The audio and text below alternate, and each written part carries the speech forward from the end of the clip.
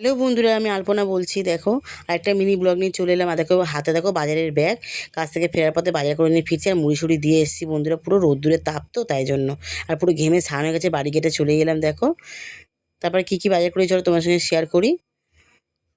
অল্প স্বল্প বাজার করা হয়েছে এবেলা, যেহেতু বিকেলবেলা বাজার করা হবে। রোববার রয়েছে, কালকে আমার বড়মশাই বাড়িতে থাকবে, তার জন্য আলু, পেঁয়াজ, আর দেখো এখানে নিয়েছি উচ্ছে, পটল আর কাঁচা আম। এগুলোই বাজার করেছি, আমি তোমার সঙ্গে শেয়ার করে দিলাম। আর স্নান সেরে ফেললাম বন্ধুরা। আর কী কী রান্না বান্না হয়েছিল তোমার সঙ্গে শেয়ার করি। এখানে রয়েছে গামলায় ভাত, আর রয়েছে টক ডাল দেখো, আম দিয়ে, আর বেগুন ভাজা, পটল ভাজা, আর আলু ভাতে রয়েছে দেখো এখানে।